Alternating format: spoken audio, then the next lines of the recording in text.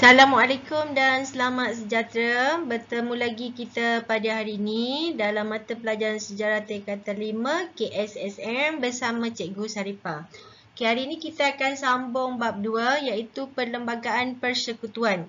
Dalam bab 2 ni ada 4 bahagian. Bahagian yang pertama 2.1 latar belakang sejarah perlembagaan persekutuan. 2.2 sejarah penggubalan perlembagaan persekutuan. 2.3 ciri utama perlembagaan persekutuan dan 2.4 pindaan perlembagaan persekutuan 1963 dan 1965. Hari ini kita akan masuk kepada 2.1 iaitu latar belakang sejarah perkembangan persekutuan dan juga 2.2 sejarah penggubalan perlembagaan persekutuan. Pelajar-pelajar boleh rujuk buku teks muka surat 22 sehingga muka surat 27. 2.1 latar belakang sejarah perlembagaan persekutuan. Okay, perlembagaan merupakan undang-undang tertinggi. Jadi kita sebut perlembagaan. Jadi yang paling mudah untuk pelajar faham apa itu perlembagaan iaitu undang-undang. Okay, tetapi yang kita belajar ini adalah perlembagaan persekutuan. Jadi perlembagaan merupakan undang-undang tertinggi sebagai teras pemerintahan sesebuah negara. Okay, sebelum kedatangan British, negara kita diperintah berdasarkan pemerintahan beraja. Raja memerintah berdasarkan undang-undang dan peraturan yang telah digubal. Okay, pada zaman British pula, raja terus diterima sebagai pemerintah berdaulat. Dan apabila merdeka, negara kita mempunyai perlembagaan yang merupakan unsur penting dalam sesebuah negara. Asas pembentukan perlembagaan. Okay, kita lihat perlembagaan persekutuan berasaskan nilai tradisi Kesultanan Melayu dan kemudiannya beberapa prinsip undang-undang Inggeris disesuaikan dengan nilai tempatan. Okay, kita lihat yang mula-mula adalah Undang-Undang Negeri Melayu. Yang pertama, Raja sebagai pemerintah. Rakyat pula memberi ketaat-setiaan. Dan yang ketiga, undang-undang dan sistem pemerintahan ditentukan oleh raja. Okey, undang-undang yang wujud pada zaman Kesultanan Melayu Melaka. Ada dua lah undang-undang Kesultanan Melayu Melaka yang kita boleh lihat. Yang pertama, Hukum Kanun Melaka dan yang kedua adalah Undang-Undang Laut Melaka. Dua undang-undang ini telah mempengaruhi kandungan undang-undang bertulis di negeri Melayu yang lain. Okey, antaranya adalah Hukum Kanun Pahang, Undang-Undang Kedah, Undang-Undang Johor dan juga Undang-Undang Perak 99. Sebelum kedatangan kuasa barat, negara kita sudah mempunyai undang-undang dan adat Melayu yang digunakan sebagai asas perlembagaan. Undang-undang ini menjadi panduan serta kawalan kepada raja dan pembesar dalam proses pemerintahan negara.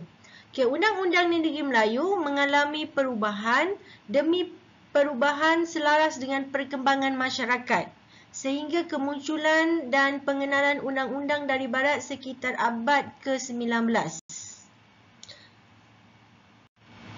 Undang-Undang Inggeris. British memperkenalkan undang-undang di negeri-negeri Selat yang dikenali sebagai Charter of Justice. Okay, diambil daripada undang-undang yang digubal di England dan piagam terpilih yang bersesuaian dengan kegunaan negeri-negeri Selat sahaja yang diguna pakai. Okay, contohnya dalam Charter of Justice 1807.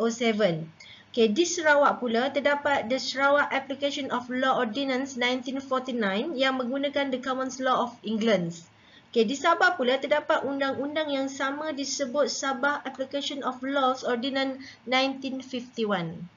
Pada zaman pentadbiran British, negeri-negeri Selat iaitu Pulau Pinang, Melaka, Singapura memperkenalkan undang-undang yang diambil daripada England iaitu Charter of Justice. Matlamatnya adalah untuk melindungi penduduk asal daripada penindasan dan ketidakadilan.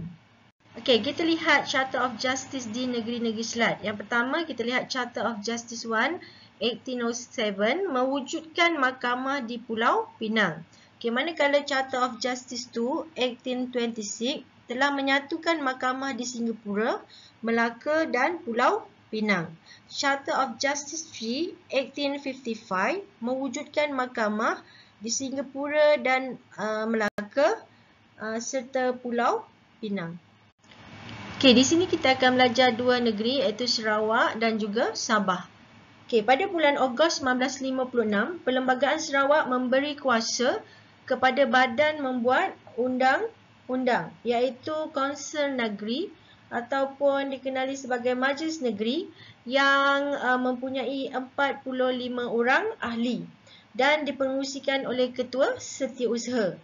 Okey, manakala Majlis Setinggi pula dipengerusikan oleh Gubernur dan Gubernur dan juga turut dianggotai oleh Ketua Setiausaha, Setiausaha Keuangan dan Peguam Negara. Okey, Perlembagaan Sarawak pada tahun 1959 memberi kuasa pentadbiran negeri kepada Majlis Tertinggi dan juga Kaunsil Negeri. Okey, manakala Sabah pula. Okey, di Sabah ditubuhkan Majlis Undangan dan juga Majlis Kerja pada tahun 1950 di mana memberi kuasa kepada Gubernur untuk menggubal undang-undang dalam pemerintahannya. Kesimpulannya, institusi pemerintahan beraja diteruskan. Beberapa pindaan telah disesuaikan dengan konsep raja berperlembagaan dan demokrasi berparlimen. Pada tahun 1957, Perlembagaan Persekutuan Tanah Melayu telah diperkenalkan dan menjadi asas sistem raja berperlembagaan dan demokrasi berparlimen di negara kita. Okey, baiklah, sekarang kita masuk 2.2 iaitu sejarah penggubalan Perlembagaan Persekutuan. Bermula pada tahun 1877 hingga 1957. Tahu tak 1957 ni tarikh penting. Tarikh apa? Tarikh negara kita merdeka. Okey, pembentukan undang-undang dilakukan oleh Badan Perundangan yang sah. Di Malaysia, Badan Perundangan dinamakan Parlimen. Dan Parlimen ini berkuasa penuh membentuk undang-undang negara. Ahli Parlimen meminda perlembagaan bagi menegakkan kedaulatan. Rakyat pula perlu menghargai jasa pemimpin. Dan undang-undang di negeri Melayu dimulai oleh Majlis Negeri Perak. Kita lihat di sini sejarah penggubalan Perlembagaan Persekutuan. Kita mula daripada awal iaitu tahun 1877. Okay, mesyuarat pertama Majlis Negeri Perak pada tahun 1877 yang dipengerusikan oleh Raja Muda Yusof menjadi titik tolak kepada pembentukan undang-undang negara. Okay, Majlis Negeri Perak ini berperanan menggubal undang-undang bagi negeri Perak. Okay, kemudiannya peranan yang sama telah dimainkan oleh semua majlis negeri di setiap negeri Melayu yang lain. Okay, kita lihat pada tahun 1946. Okay, Undang-Undang Negeri Selat digubal oleh Majlis Undangan Negeri. Okay, Undang-Undang Negeri-Negeri Melayu Bersekutu pula digubal oleh Majlis Persekutuan. Manakala undang-undang di negeri-negeri Melayu tidak bersekutu digubal oleh Majlis Negeri. Okay, negeri-negeri Melayu Bersekutu ada 4 buah negeri. Apa dia negerinya? Okay, Perak, Selangor, Negeri Sembilan dan juga Pahang. Okay, negeri-negeri Melayu tidak bersekutu, selebihnya itulah negeri apa? Kedah, Perlis, Kelantan, Terengganu dan juga Johor. Okey, bagi sejarah penggubalan Perlembagaan Persekutuan tahun 1948. Okey, Perjanjian Persekutuan Tanah Melayu 1948 merupakan titik penting pembentukan persekutuan. Okey, di mana yang kita lihat, yang pelajar tahu, sebelum pembentukan Persekutuan Tanah Melayu 1948, negeri-negeri Melayu pentadbirannya terpisah-pisah, berbeza. Kalau kita lihat, kita ada negeri-negeri Melayu bersekutu, iaitu Perak, Selangor, Negeri Sembilan dan juga Pahang. Manakala negeri-negeri Melayu tidak bersekutu. Kedah, Perlis, Kelantan, Terengganu dan juga Johor. Okey. Dan di sini kita lihat persekutuan yang terlibat menjadi persekutuan yang digabungkan menjadi Persekutuan Tanah Melayu 1948, Negeri-Negeri Melayu yang tadi cikgu sebutkan dan juga negeri-negeri Selat, Melaka dan Pulau Pinang kecuali Singapura. Okey, seterusnya kita lihat kandungan yang terdapat dalam Persekutuan Tanah Melayu termasuklah kandungan dia termasuklah apa yang ada dalam itu adalah tentang pentadbiran, kuasa Raja Melayu, perundangan dan juga kewarganegaraan. Okey, selepas 1948 pembentukan Persekutuan Tanah Melayu 1948, kita lihat 1957. Apa yang berlaku sebenarnya pada negara kita pada tahun 1957? Kalau kita tengok sejarahnya adalah negara kita mencapai kemerdekaan pada tahun 1957. Kita lihat sejarah penggubalannya lah untuk tahun 1957. Suruhanjaya Perlembagaan ini dikenali sebagai Suruhanjaya Perlembagaan Persekutuan Tanah Melayu ataupun juga dikenali sebagai Suruhanjaya RIT. Perlembagaan Persekutuan Tanah Melayu 1957 disesuaikan dengan model Westminster dari Britain.